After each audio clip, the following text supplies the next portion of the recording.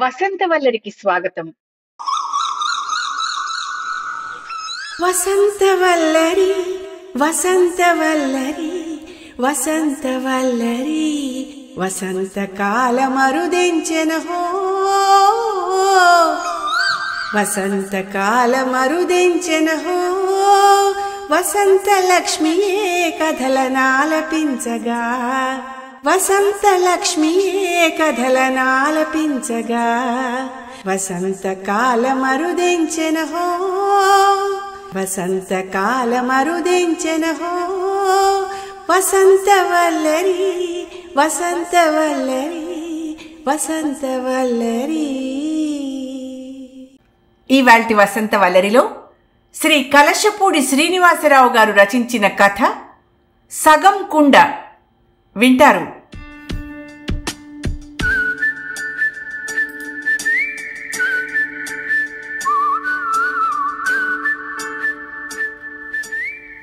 వారధి వేదవతి ఉరఫ్ వేగావతి ప్రముఖ స్త్రీవాది గారి గురించి మీకు తెలుసా? తెలీదా? అయితే వినండి. వేగావతి స్త్రీ స్వతంత్రం కోసం పాటుపడుతున్న సంఘసేవకురాలు. ఆమె వ్యాసాలు రాసింది, కథలు రాసింది, కవితలు రాసింది, రేడియోలో టీవీలో ఉపన్యాసాలిచ్చింది. స్త్రీవాదం ఆమె ఊపిరి. నర నరాన అణువణువున నా రక్తంలో కణకణాన స్త్రీవాదం నిండి ఉన్న స్త్రీవాదిని అని ఆమె తన గురించి చెప్పుకుంది. ఒక వారపత్రికలో ఆవిడ స్త్రీల కోసం నేను నా ఇష్టం శీర్షిక నడుపుతుంది.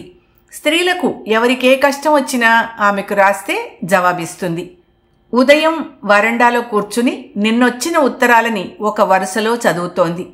అప్పుడే పెళ్ళైన ఓ 23 ఏళ్ల యువతి రాసిన సుదీర్ఘ ఉత్తరం అది. వేగావతి గారు, నేను మీ వీరాభిమానిని. స్కూల్ రోజుల నుండి మీరు రాస్తున్న ప్రతిదీ చదువుతున్నాను. నా శరీరం, నా బట్టలు, నా హక్కు, నా ఇష్టం అని మా నాన్నతో వాదించి మా పాతకాలపు అమ్మను సాధించి నాకు నచ్చిన అన్ని రకాల బట్టలు వేసుకుని తిరిగాను. ఇంటిలో, బంగారంలో, భూమిలో సగం నాది అన్నానని ఆశ్చర్యపోయే అమ్మా నాన్నలకి మీరు రాసిన వ్యాసాలు చూపించి ఒప్పించాను. యూరోప్ వెళ్ళాను. నాకు ఇష్టమైన జెండర్ ఈక్వాలిటీ కోర్స్ చేశాను. ఇండియా వచ్చి ఓ ఎన్జిఓ మొదలెట్టాను. మీలానే స్త్రీ స్వాతంత్రం కోసం పోరాడుతున్నాను. ఆడది మాత్రమే గర్భం దాల్చడం ప్రకృతి చేసిన అన్యాయం. శాస్త్రజ్ఞులు పరిశోధనలు చేసి మగవారు కూడా గర్భం దాల్చే ఏర్పాటు చేయాలని వ్యాసాలు రాసి వాదించి తనకంటూ ఒక ప్రత్యేకతని తెచ్చుకున్న స్త్రీవాద రచయిత లేడు? వనిత గారు. అదేనండి, వంకాయల నిత్య తరుణ్ గారు. ఆయన నా భావాలకు ఆకర్షితుడై నన్ను ప్రేమించి పెళ్లి చేసుకున్నాడు. అన్ని పనుల్లో, అన్ని విషయాల్లో ఇద్దరం సరిసమానంగా మా బాధ్యతల్ని 2 ఏళ్లు నిర్వర్తించాం. కానీ అతను రాను రాను మారిపోతున్నాడు. వివాదాలతో విడగొట్టే వాదాల పంథా సరైంది కాదేమో. ఆలుమగల మధ్య వచ్చే సమస్యలకి పరిష్కారాలిచ్చే విధానాల కోసం వెతుకుదాం అని మొదలుపెట్టాడు. కాలేజీ అమ్మాయిల్ని వారి హక్కుల కోసం పోరాడమని రెచ్చగొట్టడం కంటే పని మనిషి సంఘాలని పెట్టి వాళ్లకు కొంత శిక్షణనిచ్చి వాళ్ల ఆదాయం పెంచే మార్గం మంచిదని అతని ఆలోచన. అతను స్త్రీవాదాన్ని పక్కన పెట్టడమే కాకుండా రోజురోజుకి నా స్వేచ్ఛని ప్రశ్నిస్తున్నాడనిపిస్తోంది. అందుకని ముందుగానే మేలుకుని విడాకులు ఇవ్వాలనుకుంటున్నానండి. మీ సలహా నాకు తెలిసిందే, అయినా ఒక్కసారి మిమ్మల్ని అడిగి అని ఆపింది. ఎంతమందిని చూడలేదు. పెళ్ళయ్యేదాకా ప్రేమ కబుర్లు చెప్పి పెళ్ళయిన తర్వాత నుండి మామూలు మగాడిలా ఆంక్షలు పెట్టి ఆడదాని స్వాతంత్ర్యాన్ని అణిచేసే మగాళ్ళని వాళ్ల కోవలోకి చెందినవాడే మరొకడు అనుకుంటూ ఉత్తరాలను టేబుల్ పైన పెట్టి, కమలా, కాఫీ అని గట్టిగా కేకవేసింది.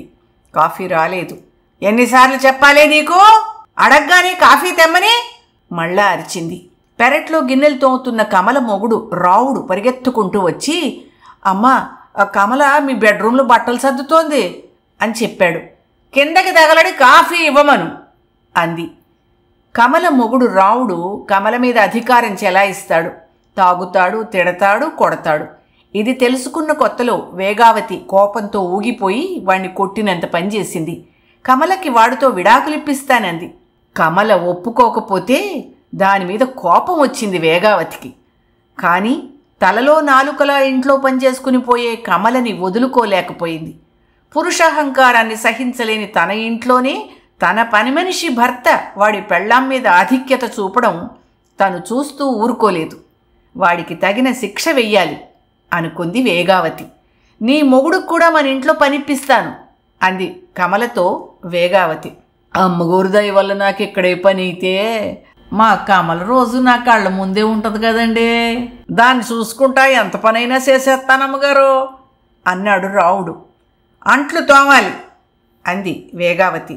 బ్రహ్మాండంగా చేస్తానమ్మగారు, బట్టలు ఉతకాలి, ఇల్లు తొడవాలి కూడా అన్నది వేగావతి పురుషాధిక్యతను గెలిచానన్న భావంతో. నానా పనులు సిటీలో చేసేస్తానమ్మా, నా కళ్ళ ముందు కమల శిలకలా తిరుగుతూ ఉండాలంతే అన్నాడు అతనికేదో గొప్ప పదవి దొరికినట్టు. అలా రాముడు అంట్లు తోముతూ, బట్టలు తుకుతూ, ఇల్లు తుడుస్తూ, కమలేమో ఇంట్లోని మిగిలిన పనులు చేస్తూ ఉండగా కుదిరినప్పుడల్లా సరసాలాడుతూ హాయిగా గడిపేస్తూ ఉంటారు. కమల వచ్చి కాఫీ ఇచ్చింది. కాఫీ తాగుతూ ఉంటే ఫోన్ వచ్చింది.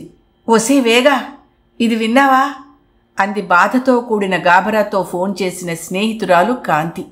ఏమిటి? మంగ భర్త సుబ్బారావు నిన్న రాత్రి చనిపోయాట్టే.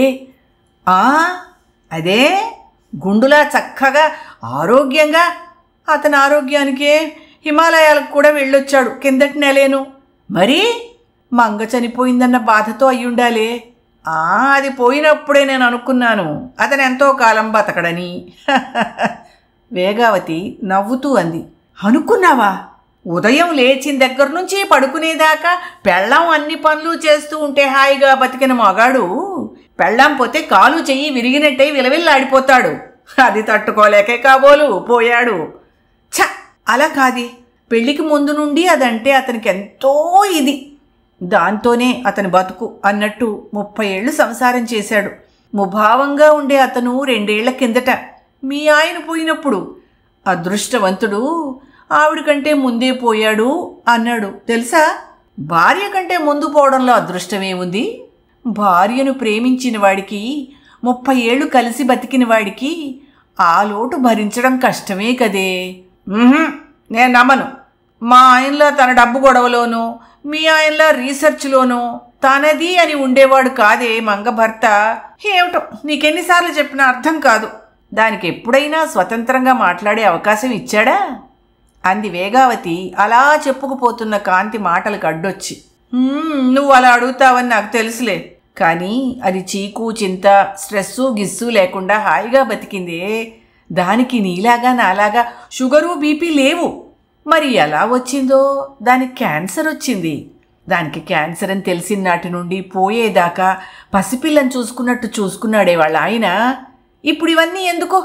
దాని పిల్లలు ఇప్పుడు ఎంత బాధలో ఉంటారు. మనం ఇలాంటప్పుడే వాళ్ళ పక్కన ఉండాలి. నేను మా ఆయన వెంటనే వస్తున్నాం. మన ముగ్గురం కలిసి మంగ వాళ్ళ ఇంటికి వెళ్ళాలి. ఇదిగో నీ స్త్రీవాదాన్ని పక్కన పెట్టి బయలుదేరు అని ఫోన్ పెట్టేసింది కాంతి. తనకి డయాబెటీస్ అని పంచదార లేకుండా ఏళ్ల తరబడి తాగిన కాఫీలోని చేదంతా ఒక్కసారి నోట్లోకి వచ్చినట్టు అనిపించింది వేగావతికి.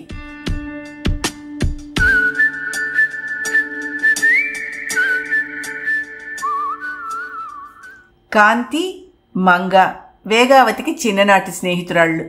చదువులు పెళ్ళిళ్ళు అయ్యి సంసారంలో స్థిరపడినా చిన్నప్పట్లాగే స్నేహితురాళ్లుగా ఉంటున్నారు. తల్లిదండ్రులు పెట్టిన పేరు వేదవతి. పల్లెటూళ్ళలో స్కూల్లో అన్ని తరగతులు చక్కగా చదివింది.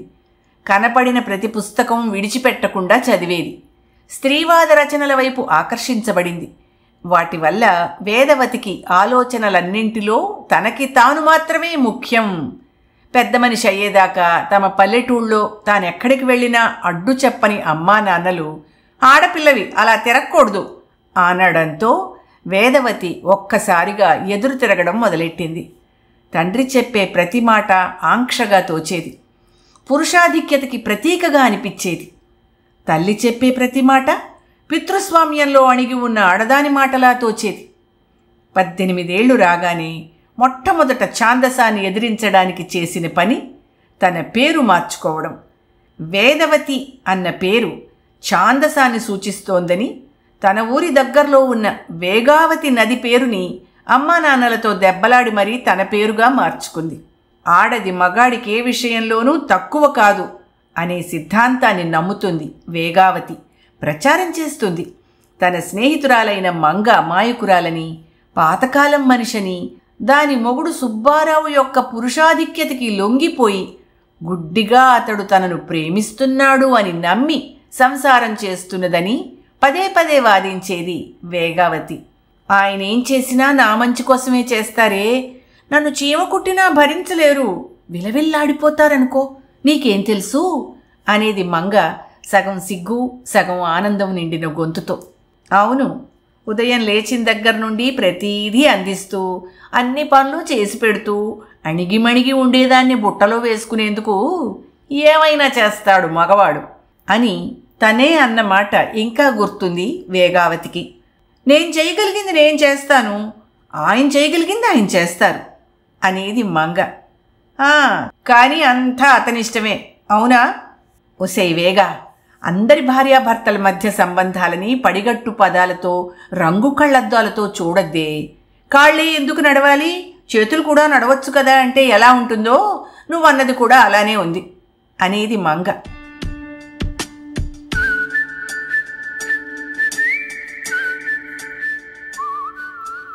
కాంతి ఆమె భర్త వచ్చి వేగావతిని కారులో తీసుకెళ్లారు. మంగ చనిపోయిన వెంటనే మంగ మొగుడు చనిపోవడం వేగావతి ఆలోచనలలో కొత్త తలుపు తెరిచింది. మంగ సంసారం, మంగ మాటలు పదే పదే గుర్తొస్తున్నాయి. ఏదైనా వాదించడం మొదలు పెడితే నీ ఇష్టం నీది అని ఒక్క ముక్కలో వాదనలని ఆపేసేది. ఏ పనికైనా మా నాన్నగారితో చెప్పాలే అనేది. ఒసేయ్ మంగ, నీ స్వాతంత్రాన్ని మీ నాన్న అణిచేస్తున్నాడే అని వివరించబోతే నువ్వెన్నన్నా చెప్పవే, నాన్న నా మంచి కోసమే ఏదైనా అంటారు చేస్తారు, నిన్ను మార్చడం నా వల్ల కాదే అంటే నవ్వేసేది మంగ. ప్రతిదానికి మా ఆయన్ని అడగాలి అంటూ ఉంటే మరీ అంత అణిగిమణిగి ఉండక్కర్లేదే అనేది వేగావతి. అప్పుడు మంగ మొగుడు లాంటి భార్య, భార్య లాంటి మొగుడు హాయిగా బతకడానికి బాగుండదే అనేది. ఇలా సంసారాన్ని ఆస్వాదిస్తూ ఆనందించడంలో తలమునకలవుతున్న మంగని చూసి ఇలా ఎలా ఉండగలవే అని అడిగితే, సంగీతానికి మనని మనం ఇచ్చుకుంటే ఆ సంగీతం ఇచ్చే ఆనందం ఎలాంటిదో సంసారం కూడా అలాంటిదేనే, అంతే అనేది మంగ. చనిపోయిన మంగ మాటలు, అట్టే మాట్లాడని మంగ మొగుడి చూపులు చేతలు తనకి తెలియని కొత్త భాష అన్న స్పృహ కలిగింది. అందులోని అక్షరాలు గుణింతాలు బోధపడుతున్నాయి వేగావతికి. ఇప్పుడు సృష్టిలో ఆడామగ వేర్వేరు జాతులు కావని, ఒకే జాతిలోని అర్ధభాగాలని స్ఫురించింది. స్త్రీ పురుషుల ఐక్యంలో సంపూర్ణత్వం, ఆ సంపూర్ణత్వంలో సమస్థితి అర్థమైంది. తనలోని అహంకార మూలాలు తనకి కనిపించాయి. వేగావతి, కాంతి మంగ ఇల్లు చేరారు. మంగ పిల్లల్ని ఓదార్చారు. రోజంతా అక్కడే ఉండి జరగవలసిన పనులన్నీ జరిపించారు. ఇంటికొచ్చి మంగ ఫోటో చూస్తూ మౌనంగా కూర్చుంది వేగావతి. మర్నాడు నిన్నటి ఉత్తరాలకి జవాబులివ్వడం మొదలుపెట్టింది వేగావతి. తన భర్త వనితలో మార్పు భరించలేక విడాకులిద్దామనుకుంటున్న భార్య ఉత్తరానికి జవాబు రాసింది ఇలా: మీ పరిస్థితి నాకు అర్థమైంది. ప్రస్తుతం మీరున్న ఆలోచన ధోరణిలో మీకు విడాకులు తీసుకోవడం అన్న ఆలోచన సహజమే. మీరు ఈ దాంపత్య జీవితాన్ని మరో కోణంలో చూడండి. జీవితం నిండుకుండ అనుకుంటే సగం కుండ కుండ కాదు. మీ శ్రేయోభిలాషిణి వేదవతి. స్త్రీవాద ఉద్యమం ద్వారా విడిపోయి వివాదాల బరిలో పడిపోయిన ఇరు వర్గాలకి ఇక నుండి దాని వారధి కావాలి అని నిశ్చయించుకుంది. తన పేరు వేదవతిగా మార్చుకుంది. తన ఇంటి పేరు వారధి. అందుకే ఆమె అలా వారధి వేదవతి. వసంతవల్లరిలో శ్రీ కలశపూడి శ్రీనివాసరావు గారు సారంగ పత్రికకై రాసిన సగం కుండ కథ విన్నారు. వసంతవల్లరిలో ఇవాల్టి కార్యక్రమం మీకు నచ్చిందని ఆశిస్తున్నాను. అందుకే లైక్ చేసి మీ మిత్రులకు బంధువులకు లింక్ను షేర్ చేసి మీ అమూల్యమైన అభిప్రాయాన్ని నాకు కామెంట్ బాక్స్లో తెలియచేయమని, వసంతవల్లరికి సబ్స్క్రైబ్ చేయమని విన్నవించుకుంటూ మీ వసంతలక్ష్మి అయ్యగారికి సెలవు మరి. Thank you.